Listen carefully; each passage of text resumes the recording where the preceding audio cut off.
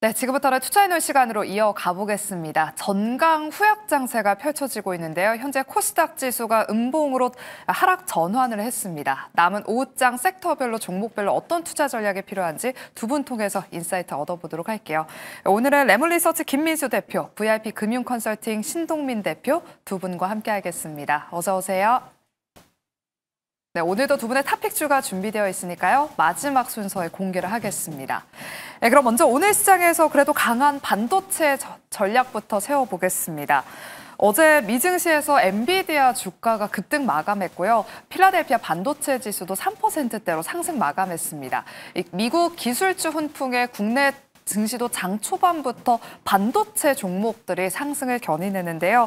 어제 TSMC가 10월 사상 최대 매출을 기록한 점도 반도체 투심에 긍정적인 영향을 주고 있습니다. 하지만 TSMC의 성장률 자체는 또 18개월 만에 낮아졌다는 평가 속에서 AI 버블 논쟁을 쉽사리 끝나지 않을 것 같은데요. 김민수 대표님. 네. 우리 대표님은 이 AI 버블론에 대해서 어떤 입장이신지 좀 궁금하고요. 그리고 삼성전자와 SK하이닉스 그래도 한 2%대 정도 상승세를 보이고 있습니다. SK하이닉스는 오늘 오전장만 하더라도 거의 64만 원대까지 오르면서 52주 신고가 경신했거든요. 네. 지금 구간에서는 반도체 대장주 흐름 좀 어떻게 분석하고 계실까요? 네, 저희가 AI 버블론 얘기 안 할 때까지 버블론 얘기 나올 것 같고요. 무슨 얘기지? 예, 그러니까 AI 버블론은 막 저희가 떠들 때는 이게 버블은 아닙니다. 그냥 지금이라도 사야지 이거 바로 쫓아가야지라고 해서 강력하게 약간 좀 과열되는 모습들이 나올 때까지는 버블론은 그냥 그런가 보다. 항상 조정 때 되면 나오는 단어인가 보다라고 생각을 해야 될 것 같고요.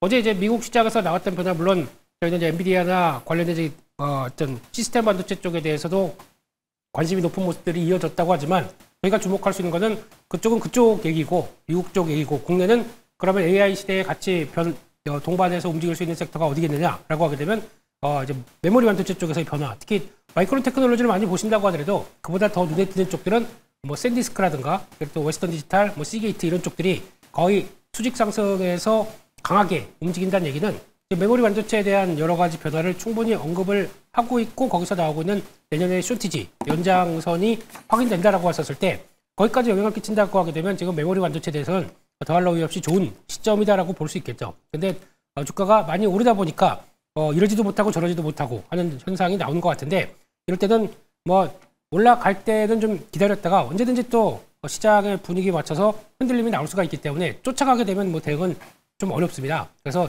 계속 누릴 때마다 바이앤홀드 전략 쪽으로 가시는 게 맞겠다라는 쪽들인데 그런 관점 쪽에서 특히 뭐 삼성전자를 택하느냐 하이닉스를 택하느냐 뭐 지금은 큰 차이 없다고 생각됩니다. 그래서 물론 많이 오른 하이닉스가 더 이번 사이클의 주인공이라고 한다고 하더라도 여전히 반도체 쪽들은 관심을 가져야 된다라고 보셔야 될 것 같습니다. 네, 삼성전자냐 SK하이닉스냐 이를 놓고 봤을 때는 둘 다 좋다. 항상 반도체 대장주들은 흔들릴 때마다 담아야 된다라고 말씀해 주셨습니다. 네, 그리고 어제 견조한 실적을 기록한 두산도 오늘 다시 한번 황제주 자리를 탈환했습니다. 지난주 월요일에 두산이 100만 원 선 황제주 자리를 기록했다가 다시금 좀 조정을 받았다가 오늘 또 긍정적인 리포트가 나오면서 현재도 9% 넘게 급등하면서 102만 6천 원 구간을 지나가고 있는데요. 신동민 대표님, 영업이익은 기대치를 소폭 하회했는데 이 전자 비주류 사업 부문에서 견조한 성장률을 보여주면서 지금 여러 증권사에서 목표 주가를 올려잡고 있습니다. 한 133만 원, 135만 원 정도로 지금 증권가에서 목표 주가를 잡고 있는 것 같은데요. 그렇다면 우리 대표님이 보시기에는 두산 130만 원대까지 상승 여력 남아있다고 보실까요? 아니면 지금은 조금 시장 분위기처럼 약간은 단기적으로 흔들릴 수 있다고 보실까요? 저는 상방은 좀 열려 있다고 생각을 하고요. 말씀하신 것처럼 어제 오늘만 해도 지금 증권사에서 6개의 증권사에서 리포트가 나왔더라고요. 일단 목표가를 이제 120에서 130만 원, 많게는 150만 원까지 잡고 이제 긍정적인 이슈들이 나오다 보니까 투자자분들이 당연히 이제 투자 심리에 좋은 영향을 미치지 않았나 생각이 들고, 그다음에 이제 당연히 지주회사다 보니 가지고 있는 자회사들이 지금 AI 대세에 다 이제 탑승해 있습니다. 뭐 두산 에너빌리티, 로보틱스, 테스나, 퓨어셀 등이 다 여기 탑승돼 있다 보니까 이 자회사들 지분 가치가 오르면 당연히 모회사의 순자산 가치와 그다음에 이제 배당에 대한 기대감 때문에 같이 오르고 있는 형국인데 지금 이 AI 장세가 끝나지 않는다고 하면 이 두산 같은 경우도 같이 상방을 열어놓고 지켜보기에 딱 좋다고 생각이 됩니다. 네, AI 랠리에 두산도 상승룸을 더 남겨두자라고 긍정적인 코멘트 주셨습니다. 반도체 투심이 이렇게 돌아서고 있는데요. 오늘 또 반도체 대장주에 이어서 이 온기가 소부장 쪽으로 향하고 있습니다. DB 하이텍과 TLB 같은 오늘 소부장주들이 두 자릿수대 오전에는 급등세를 보이기도 했는데요. 2027년까지 그러니까 한 2, 3년 동안은 계속해서 이 슈퍼사이클이 확산될 것이다라고 지금 분석이 쏟아지고 있는 상황입니다. 김민수 대표님, 네. 최근에는 소부장 안에서 기판주들이 좋은 기세를 보여줬는데요. 다음 순환매 타자는 그럼 어딜 좀 보면 좋을지. 오늘은 또 보니까 CXL 관련 종목들도 움직이는 것 같고 이제는 소부장도 너나 할 것 없이 다 오르는 건가요? 아니면 좀 어느 쪽을 집중해서 봐야 될지 고민이 돼요. 네, 이런 날 올라간다고 해서 딱 쫓아가게 되면 물리기 딱 쫓겨요. 지금 분위기는 일단 삼성전자, SK하이닉스가 주도를 하다 보니까 거기 연관되는 과정들 보면서 계획을 하는데 그렇다고 하더라도 반도체 소부장이 이제 움직일 때가 된 거는 맞다고 생각합니다. 특히 이제 3분기 때 나온 실적 가지고 3분기 때 실적이 아마 두세 개밖에 반도체 소부장 쪽에서 그렇게 많은 가운데 좋지 않을 것 같고 나머지는 역시나 이렇게 작년 동기 대비까지도 부진하게 나올 수밖에 없는 이유가 지금 반도체가 부각받으면서 턴에서 업황이 좋다라고 얘기할 때가 정확하게는 8월 말, 9월 달부터 움직였습니다. 그럼 7, 8, 9 연결되는 3분기는 실적이 나올 리가 있겠습니까? 예, 아니라고 하게 되면 올해 4분기부터 그리고 또 내년까지 겨냥한 실적의 변화를 생각한다라고 하게 되면 이때부터가 이제 출발이라고 보기 때문에 지금은 관련된 쪽들 흐름들을 좀 체크하면서 보시는 게 맞는데 중요한 거는 이번 사이클의 특징을 본다라고 하게 되면 아까 말씀하셨던 기판 쪽들은 가장 소부장의 중심이 되는 게 맞다라고 봐야 될 것 같고 게다가 또 이제 열심히 업황에서 바쁘다 보니까 그러면 대부분을 또 위탁 또 주게 되는 오셋 쪽들이 더 활발하게 이어질 가능성이 높다고 생각됩니다. 그렇기 때문에 오셋 관련된 후공정 업체들 쪽에서 테스트 패키징 업체 이쪽들을 좀 더 잘 보시는 게 이번에 중요한 변화가 아닐까 생각하고 있습니다. 네, 기판 중심은 맞다. 다만 후공정과 테스트 패키징 관련 기업들 위주로 앞으로 눈여겨보자라고 말씀 전해주셨습니다. 그럼 딱 한 가지 질문 더 추가로 드려도 돼요? 네. 대표님이 항상 반도체주는 지금 추격 매수하지 말자라고 하셨잖아요. 네. 그럼 조정이 나왔을 때 대장주를 잡는 게 나아요? 아니면 이런 소부장주를 잡는 게 나아요?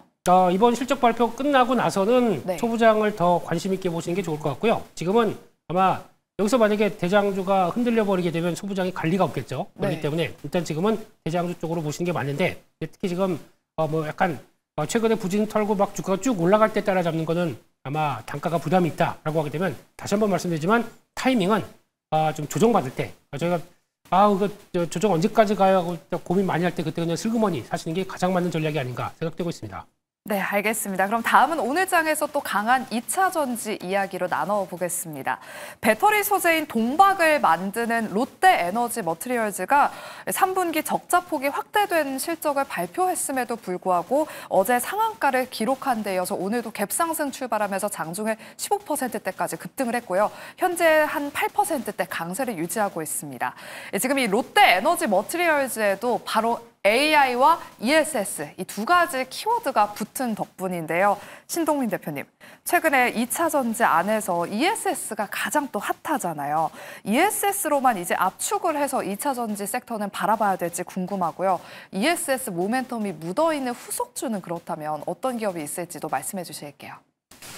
네, 일단 오늘 롯데 에너지머티 같은 경우는 말씀하신 것처럼 실적이 안 나왔음에도 지금 기대감이 상승을 하고 있는데 일단 이런 종목들을 봤을 때는 따라가고 싶겠지만 쉽게 따라갈 수는 없다 보고요. 특히 지금 체질 개선을 AI와 ESS로 맞춰서 이제 바꾸겠다라고 했지만 실제로 이제 체질 개선이 언제 되는지 그리고 매출과 연결되는지 좀 보고 들어가도 늦지 않을까 생각이 듭니다. 그럼 이 안에서 이제 ESS 관련 섹터를 본다면 사실 ESS는 35년까지 20%씩 매년 꾸준하게 성장할 거라고 기대가 되고 있고 특히 AI 데이터 센터의 전력 수요 폭증 그리고 재생에너지 확대 등 이제 기타 중요한 이슈들이 같이 함께하고 있기 때문에 ESS는 포트폴리오에 꼭 넣으시면 좋다고 판단이 되고요. 그럼 그 안에서 이제 어떤 걸 넣냐 고민이실 텐데 사실 잘 모르겠다라고 하면은 대형주, 대표주들을 좀 많이 넣는 걸 추천드리도록 하겠습니다. 뭐 다 아시다시피 LG 에너지 솔루션, 삼성 SDI, 효성중공업 등을 좀 이제 기업들이 어떻게 매출을 발생시키는지 보면서 투자하시는 걸 추천드리겠습니다. 네, LG 엔솔이나 삼성 SDI처럼 일단은 대장주 위주로 관심 가져보자라고 말씀 전해주셨습니다. 일단 롯데 에너지 머티리얼즈는 기대감으로 선 반영해서 주가가 움직이고 있기 때문에 먼저 앞으로의 흐름을 조금 더 체크해보자라고 말씀해 주셨습니다. 그리고 또 최근 2차 전지 주가 상승을 이끌었던 하나의 또 재료가 있다면 바로 탄산 리튬 가격의 상승인데요. 최근 중국 배터리 기업인 CATL이 중국 리튬 광산 생산 재개에 나설 것이다라는 관측이 나오면서 또 리튬 가격이 안정화되지 않을까라는 그런 이야기가 나오고 있습니다. 김민수 대표님, 네. 그럼 이 소식을 호재로 받아들여야 될지 약간 조금 헷갈리긴 하거든요. 어떻게 보세요? 네, 이 얘기는 좀 나온 지 된 얘기죠. 예, 그럼에도 불구하고 그러면 뭐 이제 단순하게 저희가 얘기했듯이 수요와 공급 차원에서 광산이 다시 재개되고 다시 리튬이 생산된다라고 하게 되면 공급이 늘어나다 보니까 가격이 떨어진다라고 하는 논리는 일단 맞지 않다고 봐야 될 것 같고요.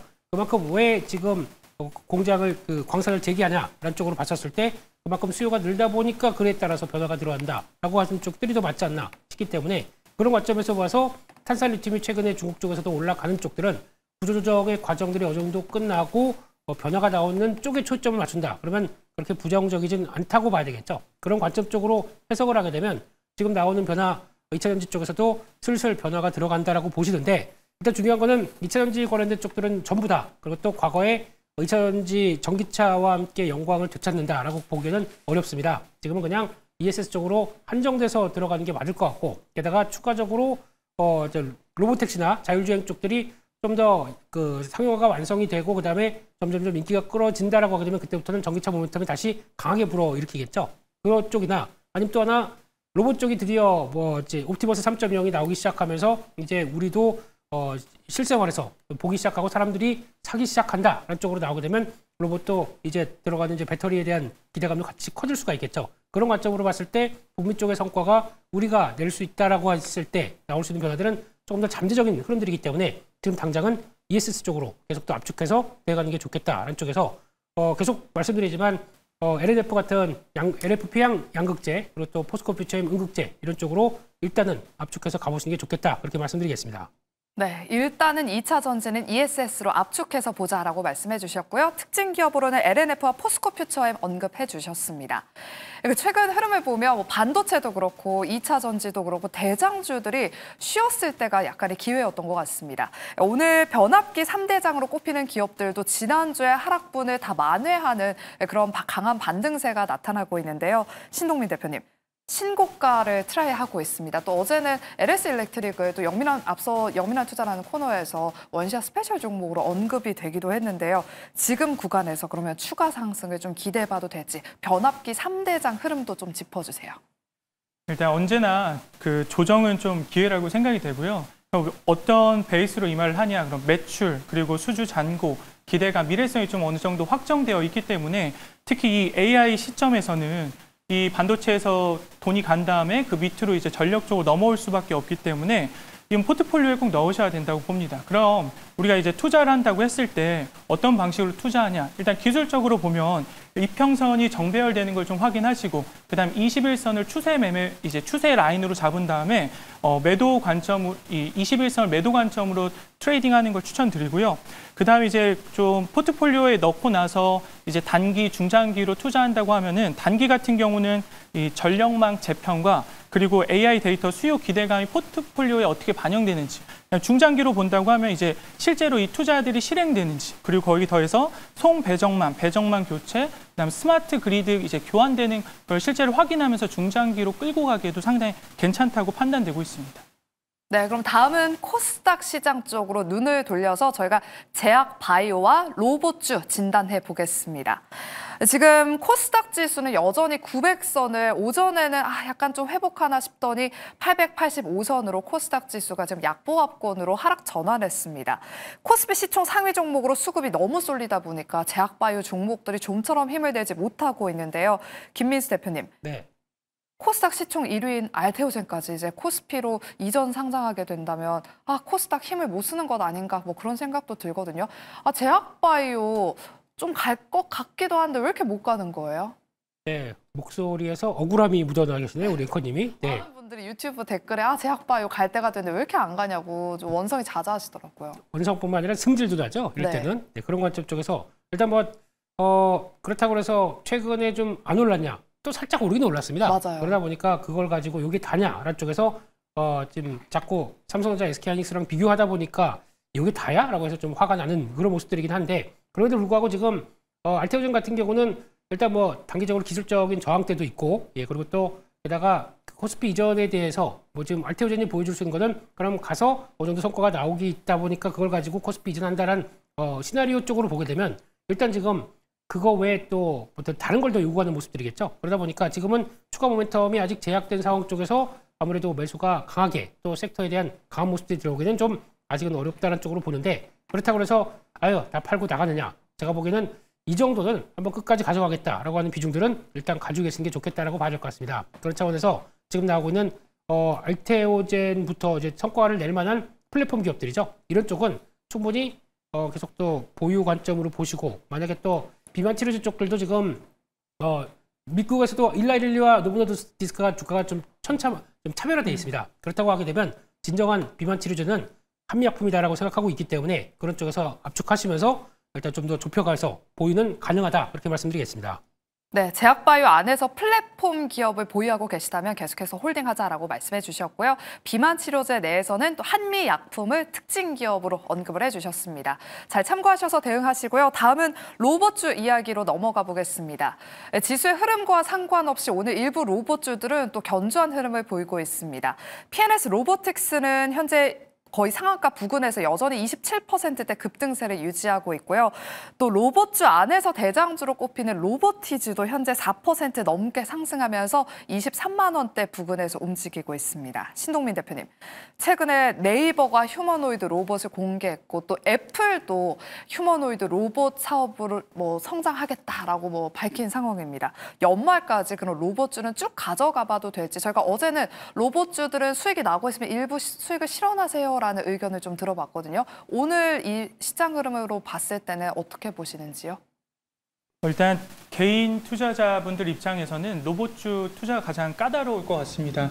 실제로 지금 매출이 발생하지도 않고 바로 이제 이런 주가의 영향을 어떻게 미칠지도 잘 모르고 다만 이제 기대감과 시장 흐름에 따라서 주가가 왔다 갔다 한다고 보실 건데 그렇다고 우리가 투자를 또 안 할 수도 없죠. 사실 주식 투자의 본질이 이런 기대감 앞으로 향후 오를 것 같은 주가에 미리 저가에 매수할 수 있는 기회들을 포착하는 거기 때문에 그러면 지금 일단 매크로하게 본다고 하면 미국이 지금 금리 인하를 한 번 정도는 더 할 것 같고 그리고 AI 장세가 계속 이어진다라고 했을 때 로봇주는 계속 오를 수밖에 없다고 생각이 됩니다. 그래서 연말까지 이런 매크로한 상황이 뒷받침된다고 하면 로봇주도 같이 오를 거라고 생각이 되고 그럼 이왕이면 그 로봇주들 중에서 어떤 것을 고르냐 어떤 주가를 고르냐라고 하면은 사실 옥석 가리기는 좀 필요하죠. 그냥 무턱대고 사면 당연히 안 되는 거고 이왕이면 몸집이 좀 크고 그리고 실제로 기술이 지금 어느 대기업과 혹은 AI 기업과 협업을 하고 있는 기업들은 좀 찾아보셔야 된다고 생각이 됩니다. 그리고 마지막으로 정부 정책 지원 자금까지 있으니 이런 이슈들까지 생각을 해서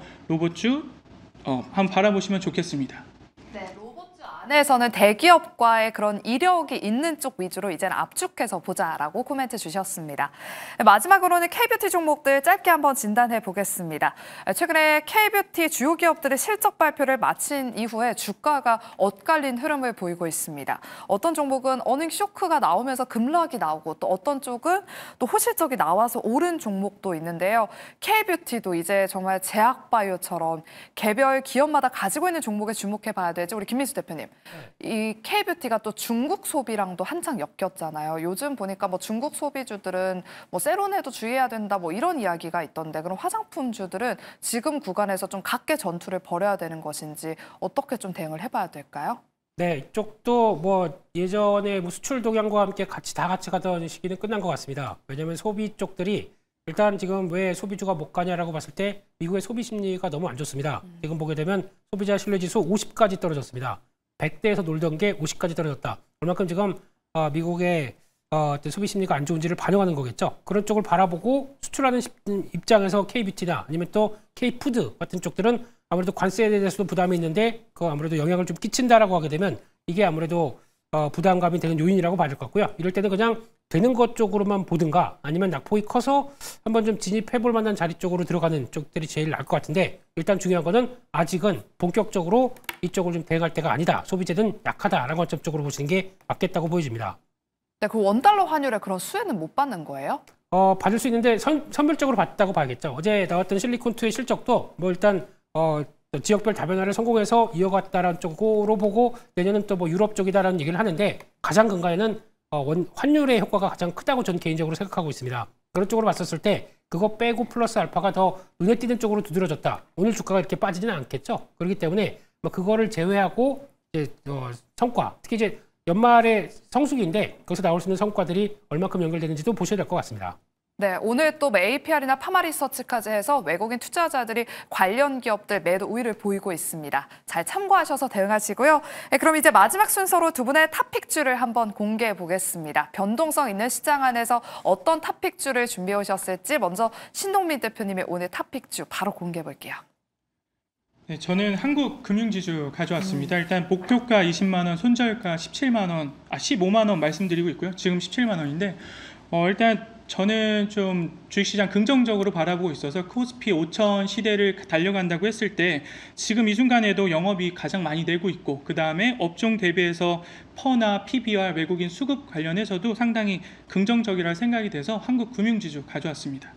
네, 최근에 또 지주사들이 어제 지주사 관련주들의 흐름이 굉장히 좋았는데 한국 금융지주 현재 한 약보합권에서 움직이고 있습니다. 눌림목 구간에서 공략하자라고 말씀해 주셨고요. 20만 원에서 목표 주가 제시해 주셨습니다. 다음은 김민수 대표님의 오늘 탑픽주는 어떤 기업이에요? 네, 제약주 아니고요. 네. 이제 두산 쪽에 납품하는 전자재료회사 파미셀을 말씀드리겠습니다. 일단 이 회사는 주가는 단기적으로 좀 올랐습니다. 그럼에도 불구하고 추가적인 내년에 대한 성장성이 더 크다라고 생각되고 있는데 파미셀의 가장 큰 특징은 일단 GCL 동박으로 만드는 쪽에서 재료가 같이 들어가다 보니까 거기서 성과를 같이 내는 쪽인데 분기 실적을 보게 되면 계속 줄어듭니다. 그만큼 일단 이제 두산 쪽이 GB 200에서 300으로 넘어가는 과정 쪽에서 약간 매출이 조금 슬로우해졌고 그를 반영하게 되면 3분기도 약간 슬로우할 수 있습니다. 하지만 4분기 때는 그리고 또 내년 가게 되면 루빈으로 공급이 확정되기 시작했었을 때 같이 연결되는 실적이 자회사 쪽으로 훨씬 더 커진다라고 보게 되면 연결 실적으로 내년에는 거의 70% 이상 매출이 성장할 가능성이 높습니다. 이렇게 되면 그게 반영하는 숫자는 아마 파미셀을 좀 재평가하게 나오지 않을까라는 관점 쪽에서 지금은 약간 흔들릴 때마다 모아가는 전략들 나쁘지 않겠다는 쪽에서 목표가는 지금보다 좀 높이 잡았습니다. 지난번 고점대에 나왔던 26,000원대 정도까지는 충분히 갈 수 있겠다라고 바라보고 있고 손절가는 16,000원대로 말씀드리겠습니다. 네, GB 300에 또 게임 체인저로 부상할 수 있다라는 증권가의 분석이 나오고 있는데요. 대표님, 파미셀이 오늘 보니까 52주 신고가를 경신했더라고요. 어제여서 오늘도 외국인과 기관이 같이 지금 파미셀 사고 있는데 그러면 파미셀 지금 구간에서 들어가는 건 조금 자제할 거 아니면 관심 종목에만 지정하고 눌렸을 때 사야 돼요? 네, 방송을 끝까지 잘 들으셔야죠. 예, 눌렸을 때. 눌렸을 때. 이럴 때는 모르겠습니다. 일단은 요만큼 한번 사보시고요. 그 다음에 흔들렸을 때 조금씩 더 산다라는 관점으로 보시면 좋을 것 같은데 이 회사의 특징이 변동성이 큽니다. 그렇기 때문에 그걸 감안해서 대응하시는 게 좋겠다. 그렇게 말씀드리겠습니다. 네, 오늘의 탑픽주 파미셀이었습니다. 그리고 한국금융지주까지 이야기 나눠봤으니까요. 눈여겨보시길 바라면서 저희는 내일 12시 이 시간에 다시 돌아오겠습니다. 오늘도 끝까지 함께해 주신 여러분 고맙습니다.